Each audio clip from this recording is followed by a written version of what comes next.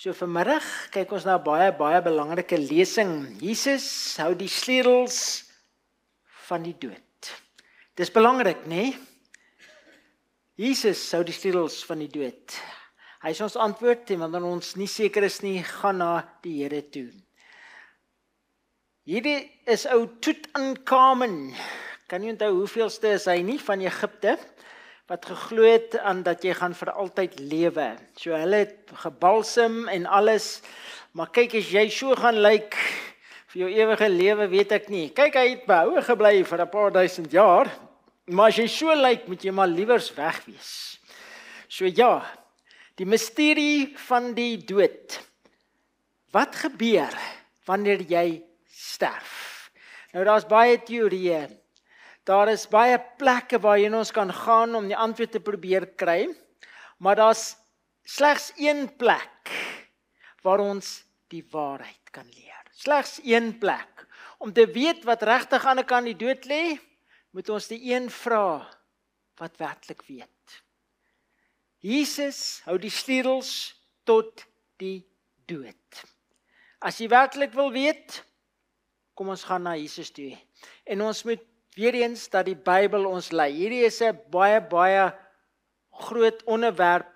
Jy kan amper sê emosionele onderwerp, want ons het so groot geword. Ons het partykeer anders groot geword. En dan word ons gekonfronteer met iets heel anders en ons sê, is dit werklik wat die Bybel leer? Staan dit werklik daar? Openbaring 1 vers 17 en 18 sê Jesus vir ons, moenie vrees nie. Ek is die eerste en die laaste en die lewende. En ek was dood en kyk, ek leef tot in alle ewigheid. Amen. En ek het die sleutels van die doderyk en van die dood. So wie daai sleutel? Dis net Jesus. So die veiligste is om na Jesus toe gaan, want as daar een is wat sal weet, dan is dit Jesus. Hy alleen kan werklik vir ons vertel wat daar aan die ander kant die dood lê en wat daar in die dood is. En wat dit beteken om te sterwe. Want hy het self deur die dood gegaan. Ek was die dood en die lewende. So ons kan weet dat ons op vaste rots staan, indien ons vertrou op wat Jesus oor die dood gesê het. Is jy reg met my? As jy Jesus se woorde kan aanvaar, dan is ons op veilige grond. Definisie van die mens. Om die dood te kan verstaan, beteken eerstens dat ons ook moet verstaan wat die lewe is, wat die mens is. Laat ons kyk, of laat ons die Bybel as ons gids neem en kyk hoe die mens ontstaan het. As ek u moet vertel dat kinders broei uit eiers uit, glo jy my? Wie sal my glo, maar daar's werklik mense wat dit glo, hoor. En hoe gebeur dit? Iemand sê iets, jy word so groot, en dan leer ons dit, en as jy dit genoeg hoor, dan eind glo mense dit. Dit is ongelukkig so. So wat ek vir u wil vra is, kom ons vat die ding neutraal. Wat jy ook al in die brein het, of glo van die toestand van die dode, sit dit op sy. Sit dit op sy, maak u brein oop, maak dit leeg en alles, en sê, ek gaan na die Bybel my lei. En ons gaan nou sê ons weet niks nie, en ons gaan presies die Bybel volg.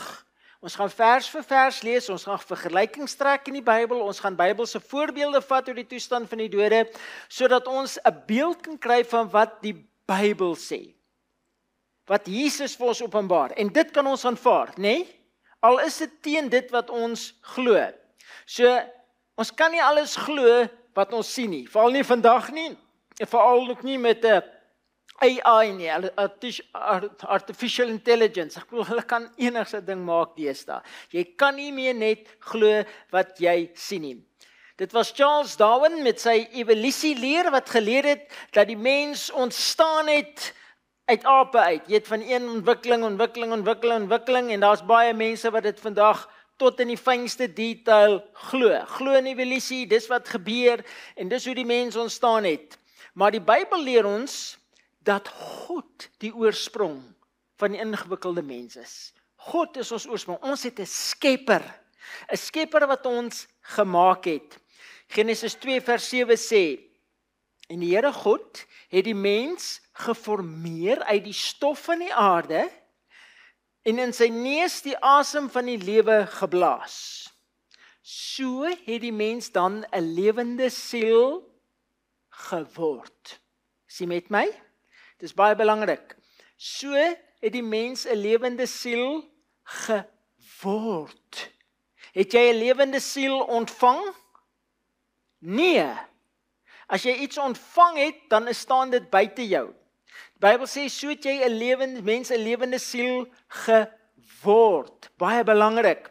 So met ander woorde, die Bybel sê vir ons dat God het Adam uit die stof van die aarde geformeer.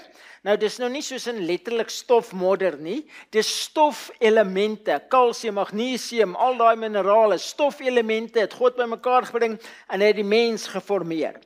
En daar die mens gelê soos 'n pop. Perfek, alles is daar, maar sonder lewe. En dit sê God het afgebuk en in sy neus die asem van die lewe geblaas. En so die mens 'n lewende siel geword. So met ander woorde, kom ons kyk nou keurig oor 'n paar feite van hoe die mens ontstaan het. Eerstens, die teksvers sê nie dat die mens 'n lewende siel gehad het nie. Hy het nie 'n lewende siel gekry nie, hy het 'n lewende siel geword. Ook nie dat die siel iets is wat ons besit het nie. Met ander woorde, ek kan nie dit besit nie, ek kan dit nie uitdeel of so iets nie, ek het dit geword. Maar ons het een geword. So daarom is die siel nie iets wat jy het nie, maar dit is iets wat jy is. Is jy met my? Dis 'n eenvoudige ding, maar dit is so belangrik om dit reg te verstaan. Die mens het 'n lewende siel geword. So met ander woorde, dis iets wat jy is. So as ons kyk na die wiskundige formule, dan sê ons liggaam, stof plus asem, gees, dis lewensasem, dis gees, is gelyk aan 'n lewende siel. Is jy met my? Stof plus lewensasem is gelyk aan 'n siel. Of ons kan dit omdraai, 'n siel is gelyk aan liggaam plus asem of gees. So, nou wat gebeur as 'n mens sterf? Ons sien nou hoe jy lewendig geword. Nou wat gebeur as jy sterf? Kom ons lees dit. Psalm 104 vers 29 sê vir ons: U verberg u aangesig, hulle word verskrik. U neem hulle asem weg, hulle sterwe en keer terug tot stof. So met ander woorde, net mooi die teenoorgestelde gebeur wanneer jy sterf. Jou asem gaan uit en jou liggaam word weer stof. Nou, wat word van jou siel? Wat word van jou siel? Kom ons lees Prediker 12 vers 7. Het sê, en die stof na die aarde terugkeer soos dit gewees het, en die gees of die asem na God terugkeer wat dit gegee het. Met ander woorde, jy keer terug na waar jy was. Jou liggaam word weer stof, as jy lank genoeg daar lê, word jy verrot weer van die grond, jy word so stof. En jou asem of die gees keer terug na God toe. As 'n babietjie gebore word, daai eerste asemteegie, dag as jy sterf, val jou longe plat, jou asem gaan terug in die atmosfeer in, denk julle gaan dit terug na God toe, want God is die oorsprong daarvan. So dis belangrik. En die Hebreëse woord vir asem is die woord ruach. Dis lekker om te sê, ruach. Nou ruach beteken asem, gees, wind of lewensasem. So met ander woorde, toe God die lewensasem in Adam se neus geblaas het, was dit suurstof, asem, gees. Dis nie iets wat lewe nie, dis asem, wind, lewensasem. En die Hebreëse woord vir siel is die woord nefesh. So die mens 'n lewende nefesh, siel geword. En dit is belangrik, ruach en nefesh, ons sal weer terugkom daarna toe. So as 'n mens tot sterwe kom, ontbind die siel weer in stof, wat na die aarde terugkeer, en asem of gees, wat na God, die atmosfeer, terugkeer. Maak dit sin? Dis net mooi die teenoorgestelde. Nou, waar is die siel nou? Waar is jou siel nou? Kom ons maak dit prakties. Sê nou, jy het 'n paar planke daar in die garage, wat daar lekker lê. En jy kyk daai planke so en jy dink, weet jy wat? Ek kan 'n koffietafeltjie hiermee bou. My vrou soek so mooi koffietafel daar in die sitkamer. Hey man, ek gaan dit doen. En jy vat daai planke, sit hom regop en jy saag pote van dit en jy vat skroewe en jy draai die skroewe in, die planke en die pote bymekaar en nou het jy 'n koffietafel. Is ek reg? Koffietafel bestaan uit wat? Planke en skroewe. Heel eenvoudig. Daar's nie eens iets anders by nie. Planke en skroewe, sit dit saam, nou het jy 'n koffietafel. Is met my. Jy's heel impressed, bring jou koffietafel, sit hom daar in die sitkamer neer, man, jy stof hom af en jy kyk, wow. En jou vrou kom in en sy kyk hy koffietafel net so en sy sê, broer, wat het jy nou hier gemaak? Nee man, kyk hier mooi koffietafel, hy gaan werk hierso man. Sy sê, nee, daai ding gaan nie hier werk nie, vat hom uit. OK, vrou, niks van hom nie, so wat doen jy? Tel hom op, vat hom garage toe, vat 'n skroewedraaier, jy draai die skroewe uit en op die ouend gooi jy die plank op 'n hoop en jy gooi die skroewe op die hoop. So die koffietafel het nou weer ontbind tot planke en skroewe. Is met my.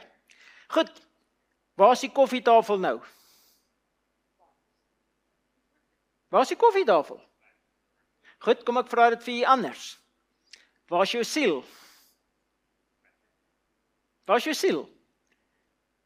Hy het opgehou bestaan. Hy het ontbind tot tot gees en stof, asem en stof. Net soos die koffietafel het ontbind teruggekeer na planke en skroewe.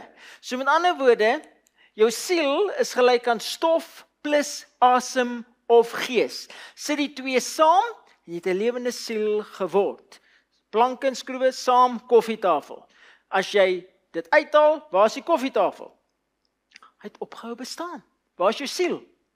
Hy bestaan nie meer, hy het ontbind tot gees, asem of stof, en stof althans.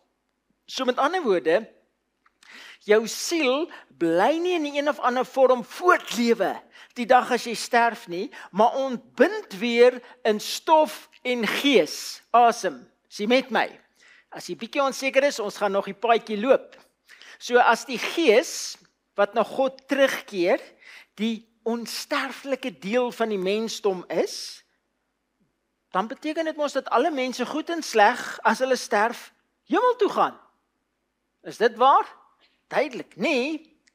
Kom ons kyk wat sê Jesegiel 18 vers 4 vir ons. Kyk, al die siele is myne, soos die siel van die Vader, so die siel van die Seun. Hulle is myne, sê God. Dan, die siel wat sondig, die moet sterwe. So kan 'n siel sterf? Ja, die Bybel sê die siel wat sondig moet sterwe. Met ander woorde, hy ontbind weer tot stof en asem wat na God terugkeer. Hy hou op bestaan. So, toevallig, wat was die heel eerste leuen wat die slang vir Eva vertel het in die tuin van Eden? Toe hy sê van hierdie boom wat sy moet eet, wat sê hy vir haar? Kan jy onthou? Hy sê, julle sal gewis nie sterwe nie. Onthou jy daai woorde wat hy vir Eva gesê het? God het gesê, julle sal sterf, en wat sê slang vir Eva? Nee man, julle sal gewis nie sterwe nie. En dit lê natuurlik die fondasie vir spiritisme, en baie van Satan se verleidings, waar duiwel sê, jy kan met die dooies praat, die afgestorwenes praat, terwyl die Bybel sê, dis 'n gruwel, bly weg, dis boos, dis geeste van duiwels. So met ander woorde, dis 'n direkte leuen van Satan. Jy sal nie sterf nie. Terwyl God gesê, die dag as jy daai boom eet, sal jy sterf. So hoe beskryf die Bybel die toestand van die mens as hy sterf? Kom ons laat die Bybel homself verklaar. Dis baie belangrik. Kom ons lees die Bybel. Wat sê die Bybel? Wat gebeur as jy die dag sterf?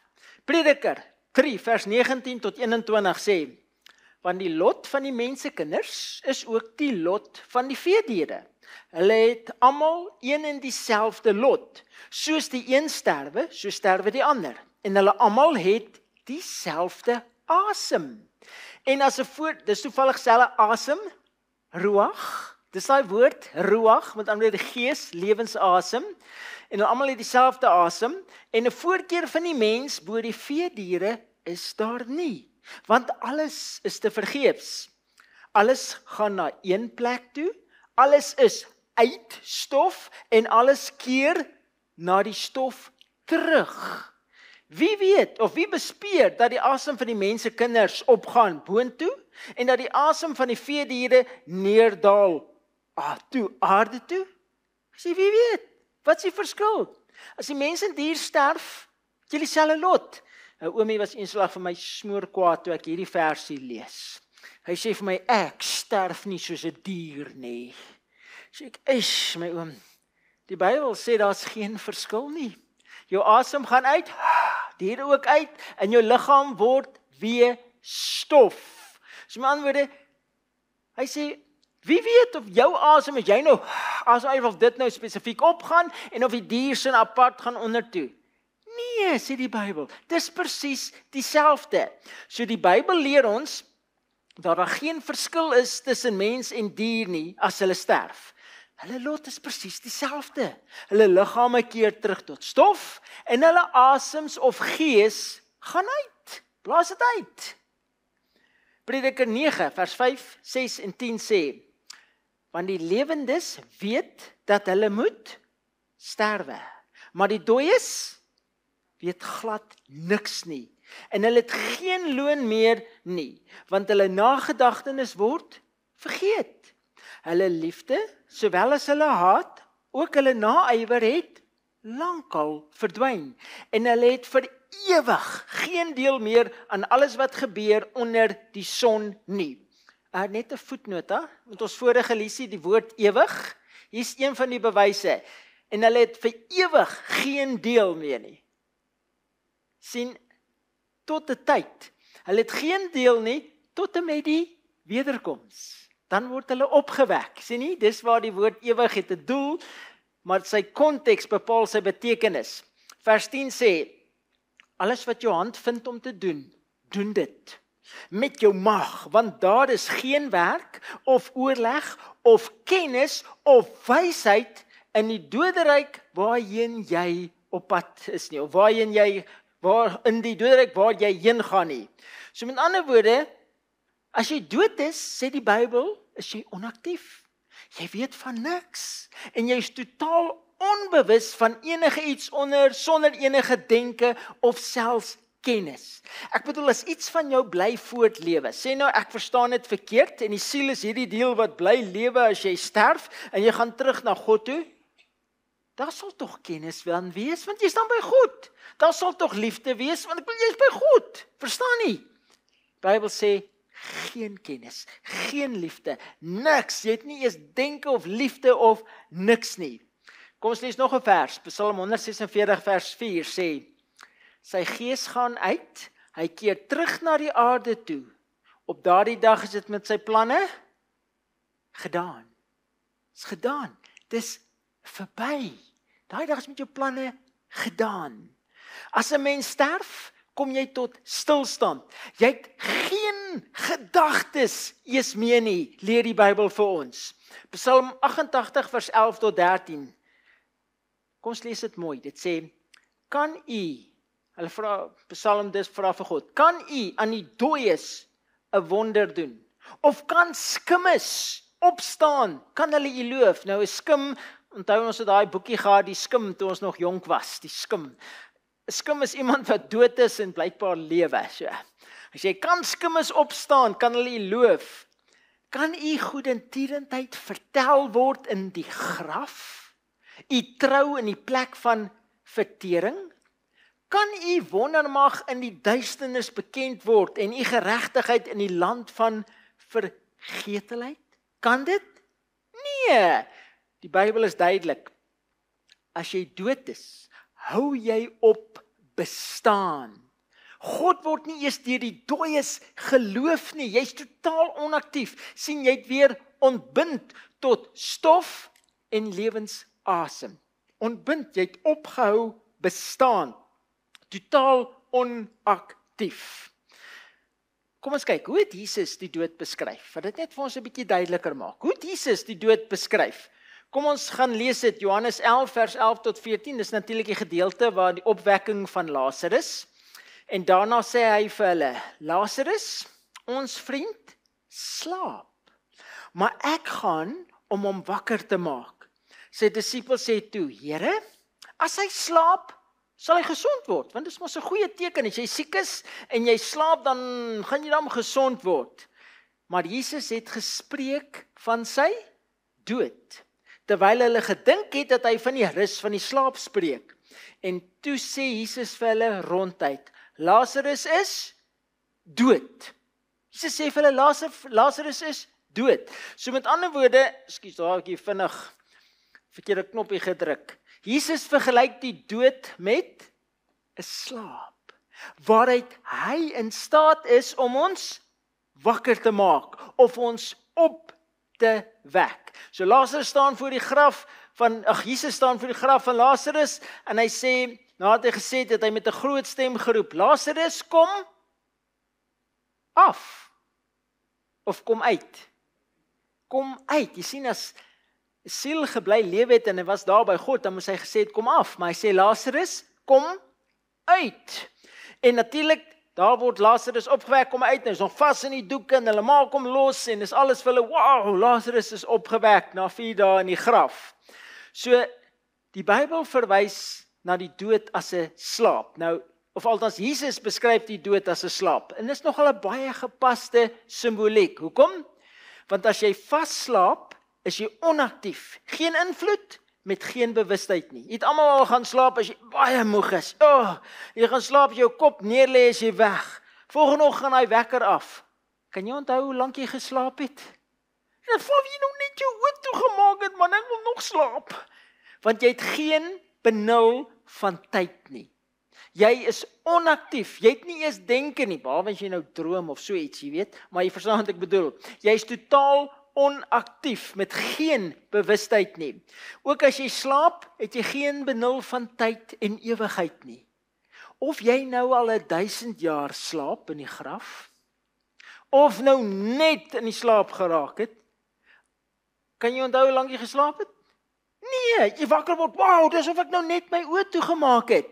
Dis hoekom die Here sê, jy's verseël in die graf, want jy het geen bewustheid van tyd of ewigheid nie. As jy dood is, rus jy, en jy het geen benul van enige iets nie, en wanneer ons by die wederkoms van Jesus wakker gemaak word, is dit of jy nou net jou oë toegemaak het. Dis, wow, want jy het geen benul van tyd nie. Nou, 'n baie mooi gedeelte in die Nuwe Testament, wat vir ons die toestand van die dode mooi opsom, is sekerlik 1 Tessalonisense 4, vers 13 tot en met 18. Dit is 'n kragtige gedeelte en so duidelik. En tog lees so baie predikante hierdie gedeelte, en gewoonlik by begrafnisse, en tog mis ons die waarheid. Tog mis ons wat dit werklik leer. Kom ons lees dit, 1 Tessalonisense 4, vers 13. Hy sê, maar broeders, dis Paulus wat hier praat, hy sê, maar broeders, ek wil nie hê dat julle onkundig moet wees met betrekking tot die ontslapenis nie. So hy sê, ek wil nie, julle moet nie weet wat gebeur as jy sterf nie. Nou kom ons lees dit, hy sê, dat julle onkundig moet wees met betrekking tot die ontslapenis nie, weer eens, die dood met 'n slaap, sodat julle nie treur soos die ander wat geen hoop het nie. Sê julle moet weet, sodat julle hoop het. Want as ons glo dat Jesus gesterwe en opgestaan het, dan sal God ook so, die wat in Jesus ontslaap het, saam met hom bring. Hy die wederkomststudie saam met hom bring. Want dit sê ons vir julle deur die woord van die Here, dat ons wat in die lewe oorbly, tot by die wederkoms van die Here, die ontslapenis hoegenaamd nie sal voorwees nie. Want die Here self sal van die hemel neerdal, met 'n geroep, met die stem van 'n aartsengel, met die geklank van die besuin van God, en die wat in Christus gesterf het, sal eerste opstaan. Daai die eerste opstanding, daar's 2 opstandings. Die eerste, met ander woorde, almal wat dood is, in die graf, 1000, 2000, 3000 jaar al gedood is, met die wederkoms, word opgewek. En hulle het nie eens 'n idee hoe lank hulle geslaap het nie. Wow, skielik is hulle wakker. Hier is hulle opgestaan. So met ander woorde, die een is nie die ander een voor nie. Daarna sal ons wat in die lewe oorbly, saam met hulle in die wolke weggevoer word, die Here tegemoet in die lug.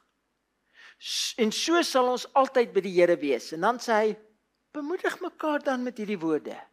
Dan word die dood is nie finaal nie. As jy sterf, ontbind jy tot stof en lewensasem jou opbestaan tot en met die wederkoms. Wanneer Jesus ons weer by mekaar bring, weer wakker maak, weer opstaan. Wow, hy sê, hou vas in hierdie troos. Dis nie as jy sterf tot die ewige lewe, as jy sterf gaan jy hemel toe nie. Nee, jy's in die graf, onbewus. Die dooies sal met die wederkoms uit die slaap opgewek word, en dan saam met ons wat nog lewe na die hemel weggevoer word. Wat is die nut van die wederkoms en die opwekking van die dooies as hulle dan alreeds in die hemel is? Wat is die nut daarvan? Nee, sê baie mense vir my, man, jy kom jou liggaam haal. Jou gees is daarbo, hierdie spookbeeld van jou saam met die Here, maar jy kom jou liggaam haal. Wat 'n liggaam as jy al 100 jaar dood is? Verstaan jy, daar's niks oor nie, jy dan ontbind. So met ander woorde, God bring jou net weer saam. Nou, kom ons gaan kyk na Bybelse voorbeelde oor die toestand van die dode. Kom ons sê, hierdie is nou die teorie, dis wat jy gebeur as jy sterf en dis wat die Bybel sê, maar kom ons toets dit nou aan Bybelse voorbeelde. Ons kyk wat die Bybel ons leer. Eerstens, is koning Dawid in die hemel? Is koning Dawid in die hemel? Ok, dit hang nou af wat jy nou glo, verstaan nie? Kom ons kyk. Wat sê dit? Handelinge 2 vers 9, dis met die eerste bekeerlinge toe Petrus gepreek het, en hy sê, broeders, ek kan vryuit met julle spreek oor die aartsvader Dawid, dat hy gesterf het, en ook begrawe is, en sy graf is by ons tot vandag toe. Hy sê, Dawid, ons voorvader, aartsvader, hy het gesterf en hy is begrawe, en sy graf is nog hier. Nou sê baie mense, ja, sy graf is hier, sy liggaam is hier, maar sy gees is in die hemel, hy het opgevaar na die hemel. Maar wag 'n bietjie, wat sê die Bybel? Vers 34, want Dawid het nie in die hemel opgevaar nie. Wat sê Petrus? Dawid het nie in die hemel opgevaar nie. So Dawid het dit seker nie gemaak nie. Sy sonde met Batseba het hom dalk uitgevang. Maar wat het Dawid self geglo? Kom ons lees dit, Psalm 17 vers 15. Dawid sê, maar ek sal u aangesig in geregtigheid aanskou. Ek sal versadig word met u beeld as ek wakker word. Wanneer het Dawid geglo gaan hy die Here sien? Die dag as hy sterf, of die dag as hy opstaan uit die dood uit, as hy wakker word? Duidelik, Dawid gesê, ek sal u sien deur u geregtigheid wanneer ek wakker word met die wederkoms. Nie as hy sterf gaan hy dan die Here sien, hy sê duidelik as ek wakker word. Wat 'n versekering het die engel aan die profeet Daniël gegee? Daniël, die profesie van Daniël 2, hierdie merkwaardige man van God. Hier aan die einde van Daniël sê die engel vir hom iets baie belangriks, duidelik direk, en ons almal mis dit. Daniël 12 vers 2 en vers 13. Dit sê, en die engel praat nou met Daniël. Hy sê, en baie van die wat in die stof van die aarde slaap. Weereens, hy noem die dood 'n slaap. Stof van die aarde slaap, sal ontwaak. Sommige tot die ewige lewe en sommige tot groot smaadheid vir ewig afgryslik. Sien jy wat ek gesê het, waarheid bou op waarheid? Hier kry ons dieselfde konsep. 2 opstandings, presies in Daniël se tyd ook. Hy sê sommige wat ontslaap het, maar dan wat gesterf het, sal ontwaak, sal opstaan tot die ewige lewe. Jy sterf nie tot die ewige lewe nie. Die Bybel sê jy staan op. Jy word met wederkoms opgewek tot die ewige lewe. Met ander woorde, dan eers kry jy die ewige lewe. As jy sterf en iets van jou bly lewe en jy's by God, dan het jy mos die ewige lewe. Jy kan sê wat jy wil, jy het die ewige lewe. Die Bybel sê nee. Die engel sê vir Daniël, jy sal opstaan, baie van julle sal opstaan tot die ewige lewe en ander tot groot smaadtyd vir ewig afgryslik. Onthou die millennium studie, na die 1000 jaar, die finale opstanding vir die dooies, tot veroordeling toe. En dan, vers 13, hy sê vir Daniël, en jy, dis nou Daniël, en jy Daniël, gaan heen na die einde, en jy sal rus, en weer opstaan, tot jou bestemming, wanneer? Aan die einde van die dae. Wow, so duidelik. Die engel sê vir Daniël, jy sal sterf, maar jy gaan opstaan en jou bestemming ontvang. Met ander woorde, jy gaan ewige lewe kry, wanneer? Wanneer jy opstaan, wanneer Jesus kom op die wolke. Wow, heel duidelik, né? Heel duidelik, en is 'n engel wat hier praat vir Daniël. Jy sal opstaan tot jou bestemming aan die einde van die dae. Met ander woorde, die wederkoms. Nou kan ons verseker wees dat daar wel 'n opstanding gaan wees? Kan ons verseker wees? Kom ons lees dit. 1 Korintiërs 15, 16, 17 en 18 sê, want as die dode nie opgewek word nie, dan is Christus ook nie opgewek nie. En as Christus nie opgewek is nie, dan is julle geloof nutteloos. Dan is julle nog in julle sondes, sê Paulus vir hulle. Dan is ook die wat in Christus ontslaap het, verlore. So hy sê, hey, as Jesus nie opgestaan het nie, dan is julle wat gesterf het, of diegene wat gesterf het in die hoop dat hulle eendag gaan opstaan, verlore. So kan ons verseker wees dat daar wel 'n opstanding gaan wees? Ja, nie net omdat God ons die versekering gee nie, maar meer nog omdat Jesus uit die dode opgestaan het. So dis hoekom ons glo in die opstanding, want Jesus het opgestaan. Vers 22 en 23 van 1 Korintiërs 15. Lees baie versigtig saam met my. Hy sê, want soos hulle almal in Adam sterwe, so sal hulle ook almal in Christus lewend gemaak word. Het jy dit? So sal ons almal in Adam sterwe, so sal ons in Christus lewend gemaak word. Maar elkeen in sy eie orde. Nou wat is daai orde, of wat is daai volgorde? As eersteling Christus. Daarna, die wat aan Christus behoort, by sy koms.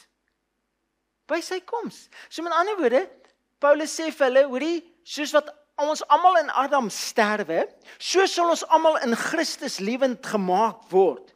Hy sê, maar daar is 'n volgorde hoe dit gaan gebeur. Wat is hierdie volgorde?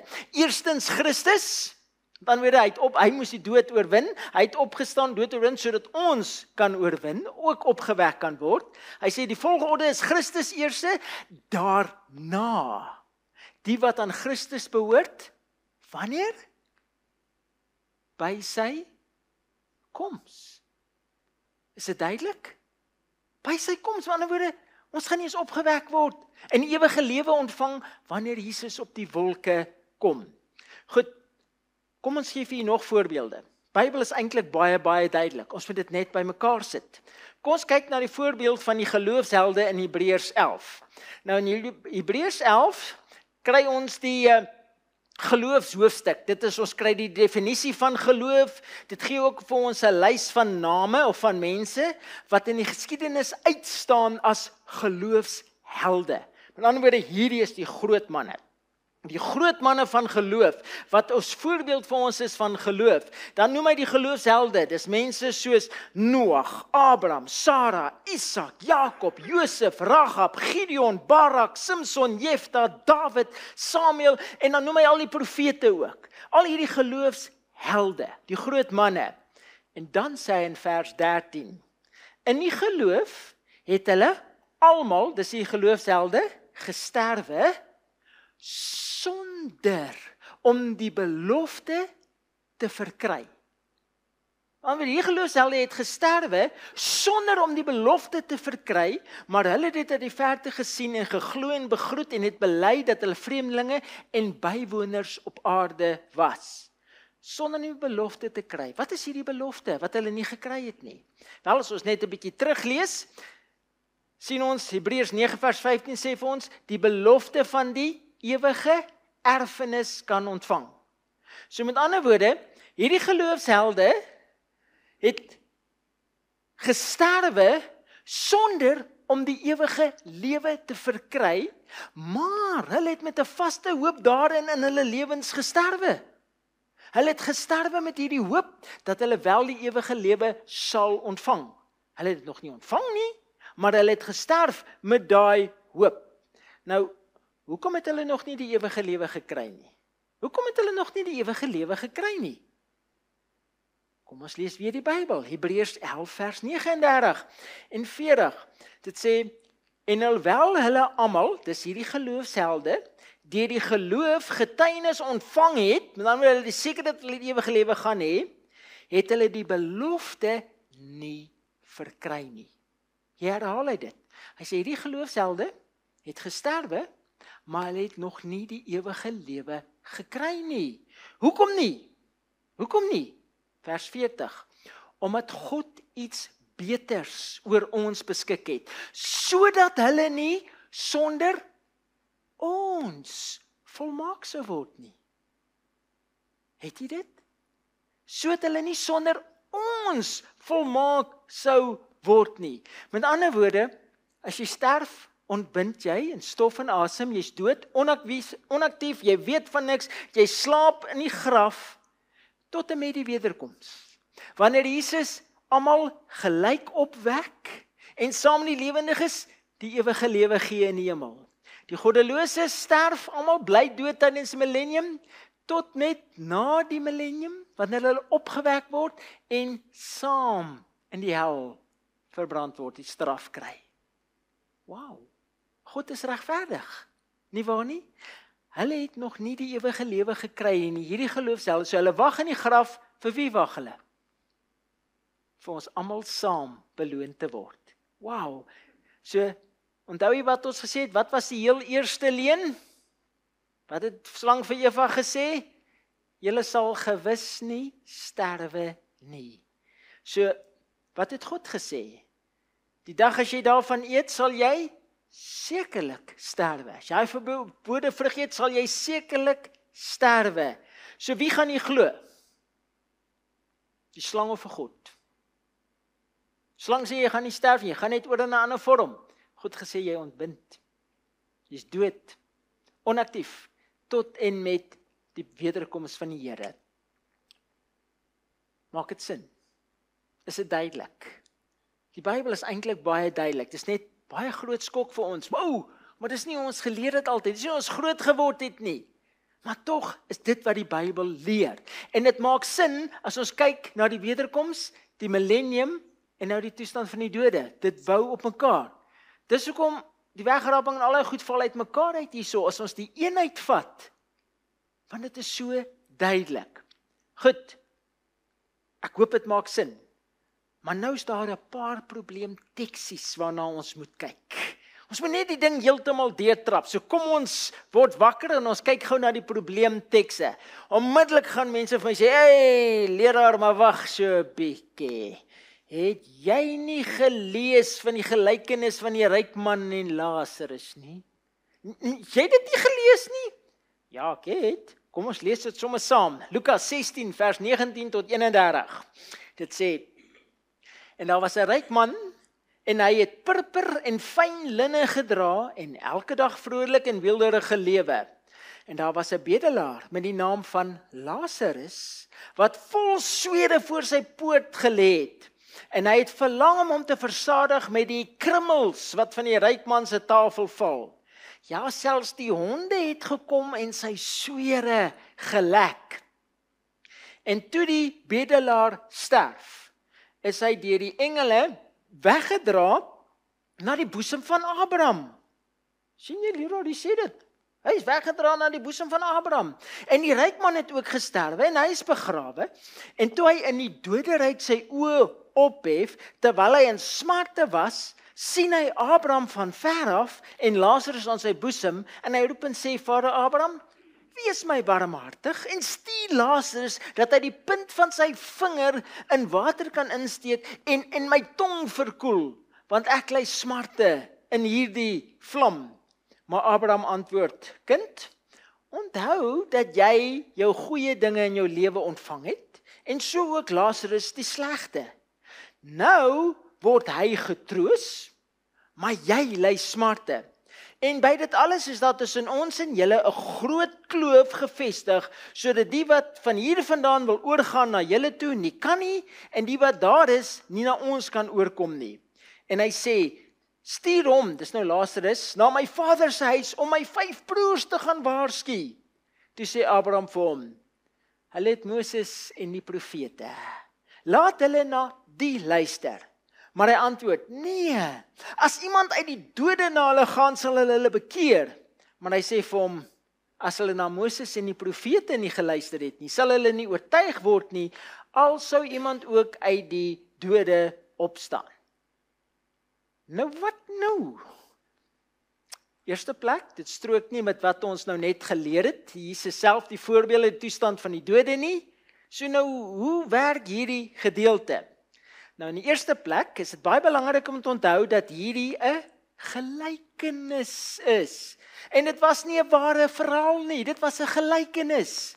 Nou Jesus het gelykenisse vertel of gelykenis gebruik om mense sekere waarhede oor te dra, om hulle sekere waarhede te leer. Die gelykenis self was nie noodwendig die waarheid nie. Weet, 'n mens kan nie 'n leerstelling op 'n gelykenis bou nie, maar eerder op dit wat die gelykenis ons leer. So kom ons gaan kyk weer na die konteks.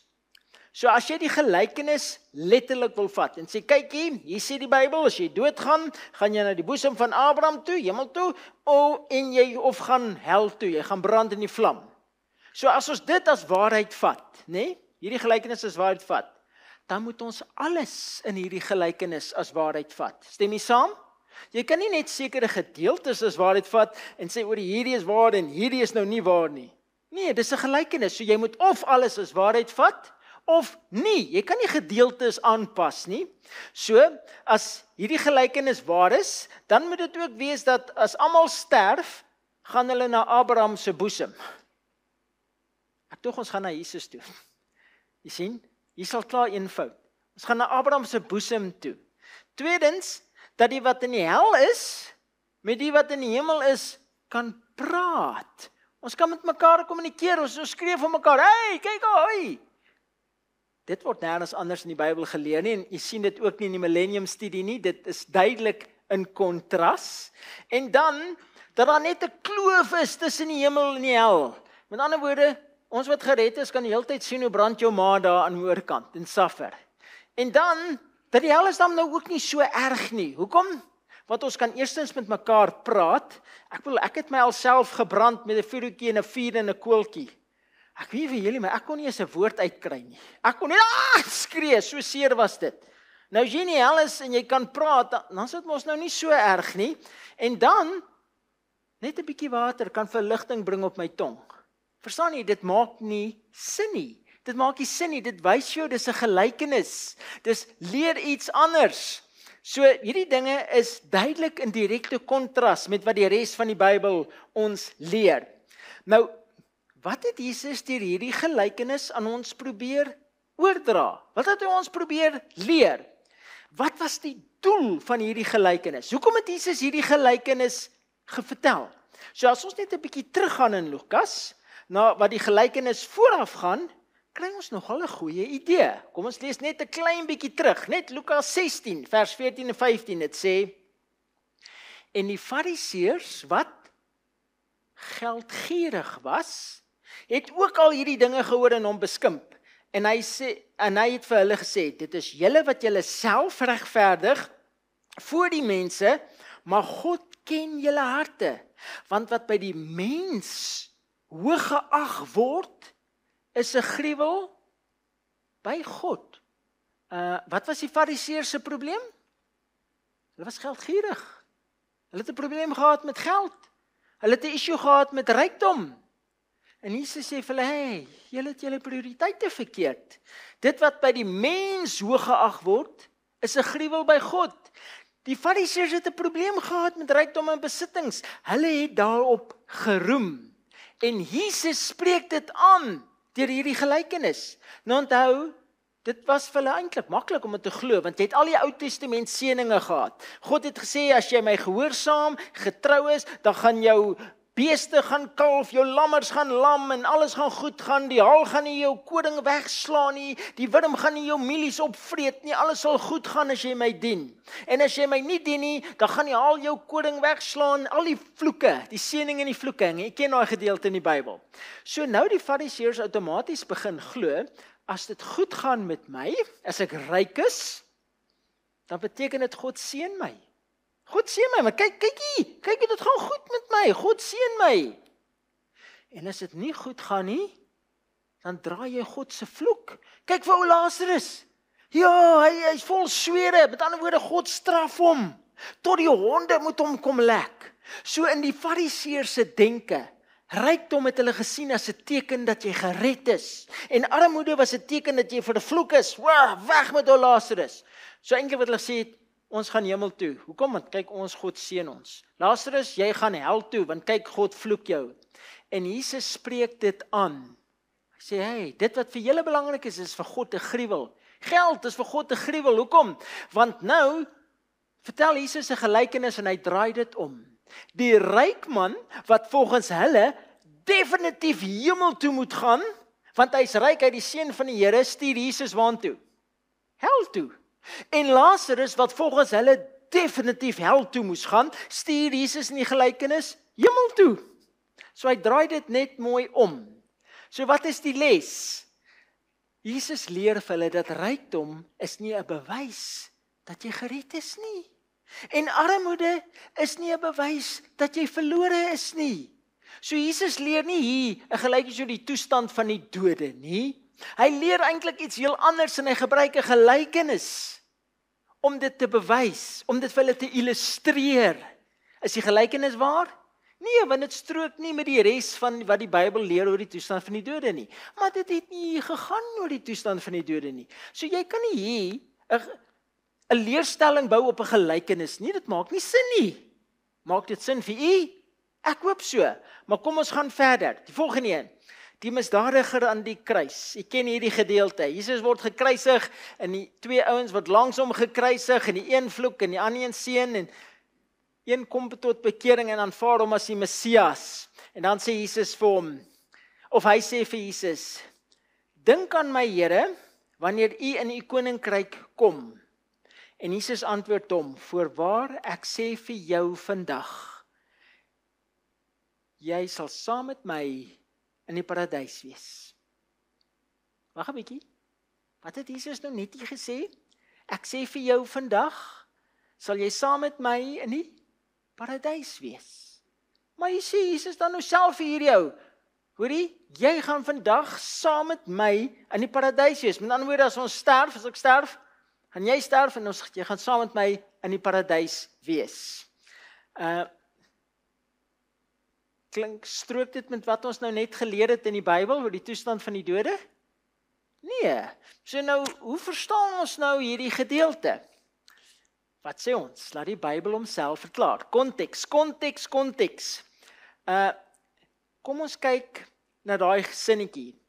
Jesus antwoord hom, voorwaar ek sê vir jou, vandag sal jy saam met my in die paradys wees. Waar jy daai komma sit, verander die hele betekenis van hierdie gedeelte. En toevallig was kommas, punte, hoofletters, deeltekens, daai goed, was dit geïnspireerd? Nee, hoekom nie? Want daar was nie dit in die begin nie. Kommas, punte, hoofletters was eers 300 jaar terug, het dit ingekom en het die mense dit ingesit. In die oorspronklike Hebreëus en Grieks het hulle nie kommas, punte, hoofletters gebruik nie. Hulle het alles hoofletters geskryf of alles kleinletters. Ek het selfs Grieks bestudeer, kan nou nog so bietjie Grieks lees, ek sukkel nou deesdae baie daarmee, maar hulle het alles aan een geskryf. Daar was nie punte tussen nie, daar was nie kommas nie, dit was alles kleinletters regdeur. Jy moes self uit die konteks die punte en die goed uitsorteer. En dis kom die mense, omtrent eers 300 jaar terug, leestekens begin insit het. So, waar het hulle die komma ingesit? As jy daai komma net skuif, ek het nou hierdie gedeelte self vertaal, uit Grieks uit. My leksikon gaan vat en dit so gaan neerskryf, vertaal direk. En as jy daai gedeelte direk vertaal, dan lees hy so. Voorwaar, aan jou sê ek vandag, met my sal jy in die paradys wees. Dis eintlik dieselfde, sien nie? Voorwaar ek sê vir jou vandag, onthou maar, hy is nie kommas nie. Nou waar sit jy die komma? Sê nou jy sit die komma na vandag. Ek sê vir jou vandag, jy sal saam met my in die paradys wees. Of sê nou ek sê die komma na vandag, of voor vandag, ek sê vir jou, vandag sal jy saam met my in die paradys wees. Sien jy die verskil die betekenis? Byvoorbeeld, ek sê vir jou vandag, jy gaan moeilikheid kry. Of, ek sê vir jou, vandag gaan jy moeilikheid kry. Sien jy die verskil? Net waar jy die komma sit. So as jy die komma skuif, na vandag, ek sê vir jou vandag, jy sal saam met my paradys wees, of ek sê vir jou, vandag sal jy saam met my in die paradys wees. Sien jy die verskil? Net waar jy die komma sit, maar, weer eens, konteks, is dit wat die Bybel ons leer. Kom ons gaan kyk, Johannes 20 vers 17, laat die Bybel homself verklaar. Dis nou met sy opstanding, toe hy aan Maria verskyn het, wat gehuil het oor hom en alles, en hy verskyn aan Maria, en Jesus sê vir haar, raak my nie aan nie, want ek het nog nie opgevaar na my Vader nie, maar gaan na my broers en sê vir hulle, ek vaar op na my Vader en julle Vader, my God en julle God.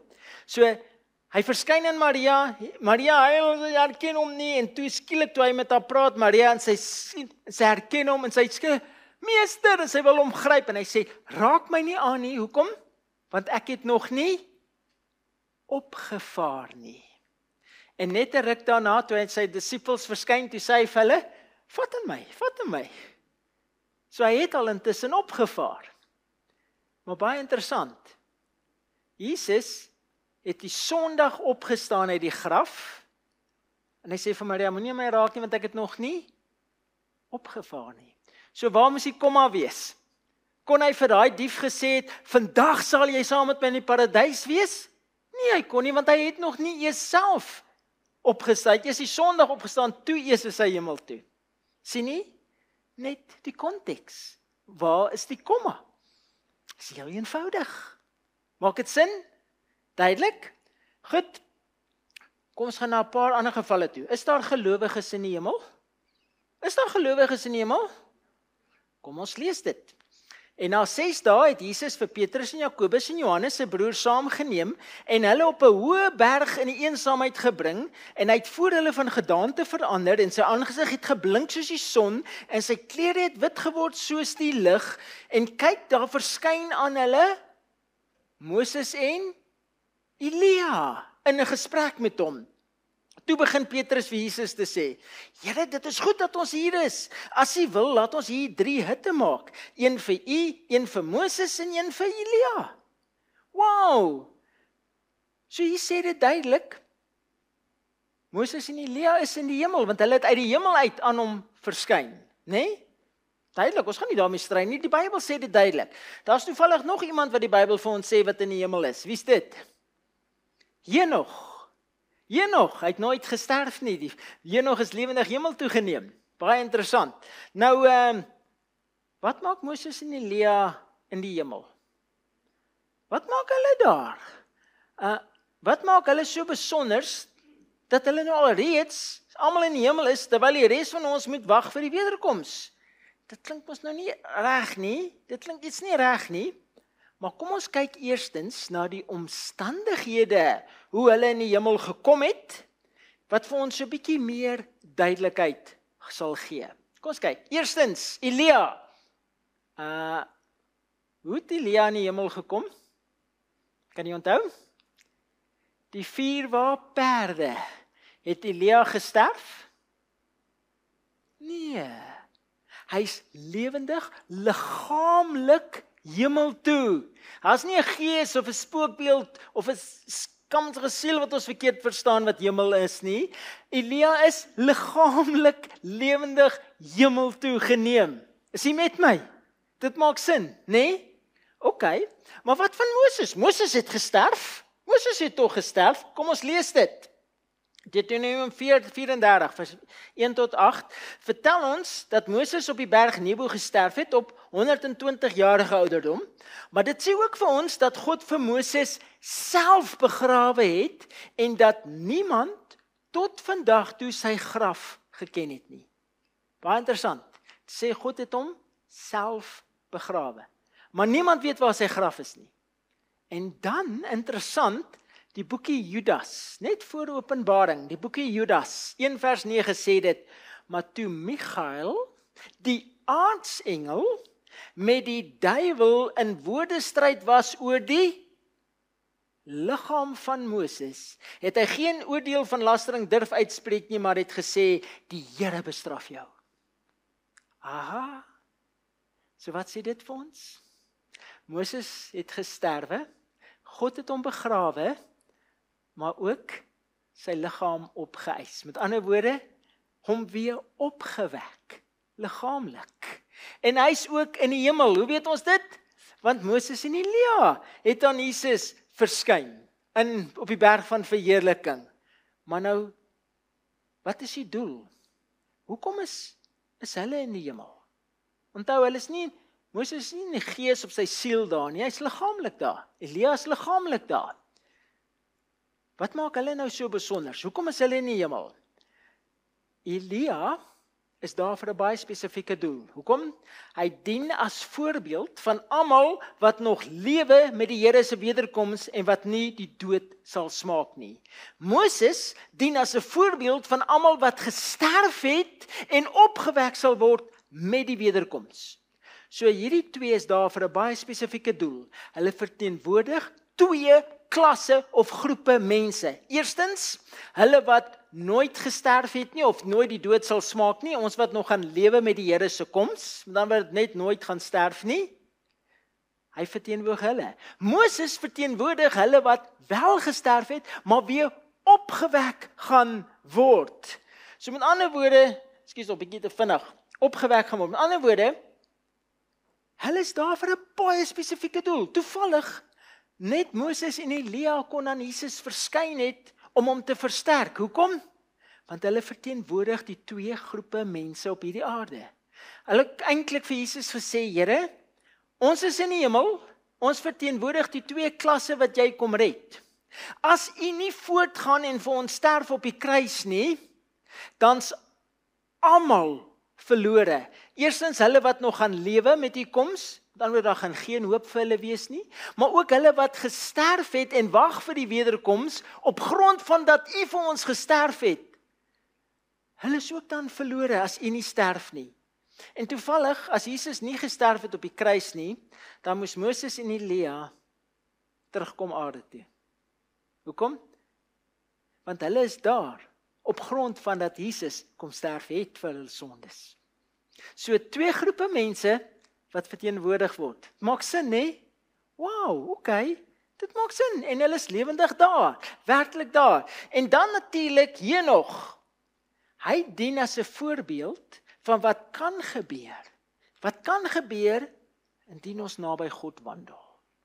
Die Bybel sê vir ons in Genesis 5 vers 24, en Henog het met God gewandel, en hy was daar nie meer nie, want God het hom weggeneem. God het hom weggeneem. Ek vertel altyd die storie wat ek gehoor het, hulle sê dat Henog in die aande dan gaan stap hy op die strand, dan kom God af, en die Bybel sê God het met Noag kom wandel, met hom kom praat.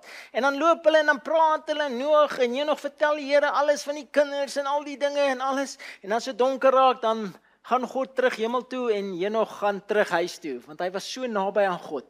Hy het so naby aan God gelewe, dat hy letterlik met God kon praat en wandel, soos wat ek en jy wens ons kan. En hulle sê en eendag praat hulle so lank en Henog praat sy hart uit en dit en Here, die kinders doen dit en ag nee, kyk wat doen hulle en hy hart en hy pleit vir die Here en alles. En toe hy weer bykom, toe sit al so donker en hy het so ver geloop dat God vir hom sê vir hom, "No, ag Henog, jy's nou baie nader aan my huis as in jou huis. Kom saam met my huis toe. Kom saam met my huis toe." En God vat vir Henog lewendig, liggaamlik hemel toe.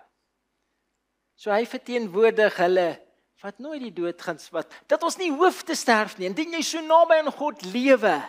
Maak dit sin? Is eintlik so duidelik. So, kom ons som dit op. Die begin van die lewe, Genesis 2 vers 7, die Here God het die mens geformeer uit die stof van die aarde, so die God maak die mens 'n liggaam uit stof.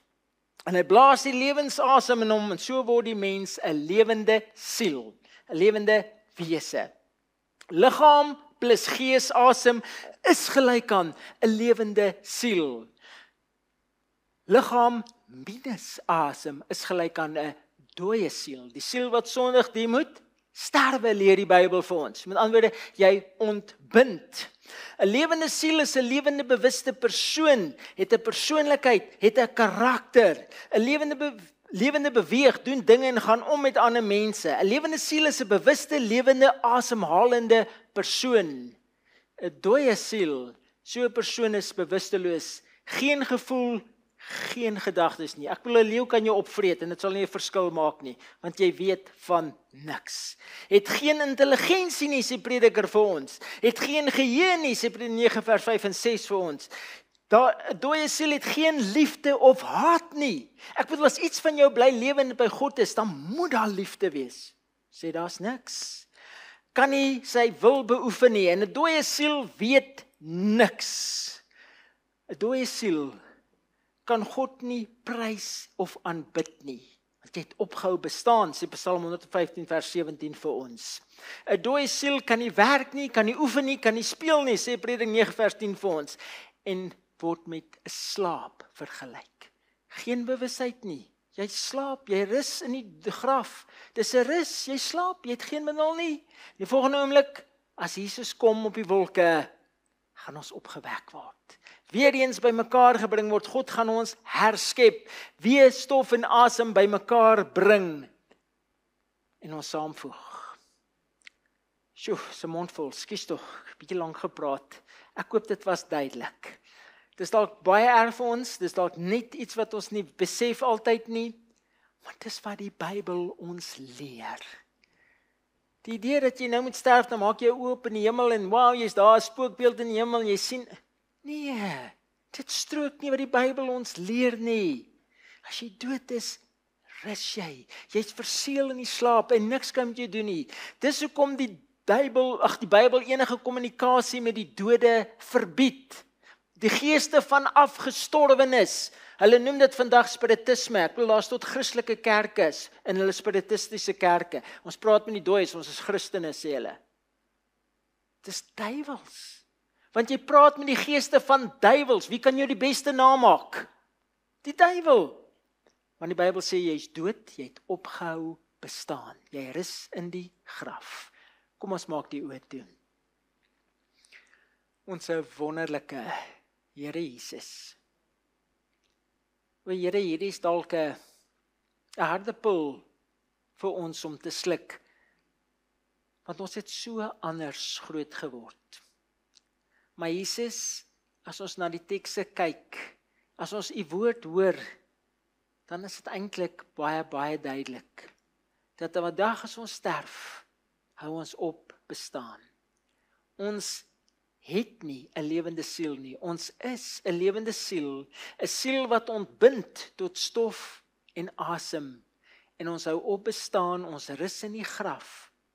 Tot die dag wanneer jy gaan kom op die wolke van die hemel, om die kinders te kom haal. Dan gaan hy ons weer opwek. Hy gaan ons uit die slaap uit wakker maak, en ons herstel, en ons die ewige lewe, of die ewige dood gee. En Here, ek wil vra dat u ons sal vashou in hierdie studie. Dat u ons sal lei, dat ons weer hierna sal kyk, dat ons weer u woord sal toets en sal toets en sal toets, sodat ons werklik kan sien wat u ons leer. Want Here, ons is nie hier om menslike opinies aan te neem nie, maar u woord en u standaard vir en tot ons lewens. Ek wil dankie sê vir elke persoon wat die moeite gedoen het en die tyd geneem het, om nie net die lesings by te woon nie, maar werklik van u te kom leer het. En Jesus, mag u ons vashou. Mag u ons lewendig, kragtig toevou in die groot genade, sodat ons nuwe mense vir u kan wees. dat ons geloofsekerheid in U kan hê, dat ons sal uitsien na daai dag, wanneer jy gaan kom op die wolke van die hemel, dat ons weer eens, as ons gesterf het, opgewek sal word, en as ons nog lewe, saam met die regverdiges opgewek, en in die hemel U tegemoet sal gaan. Help ons om getrou te wees. Help ons om op die woord en die woord alleen te staan, en vas te hou aan U. Ons bid dit in ons verlosser Jesus se kragtige naam. Amen.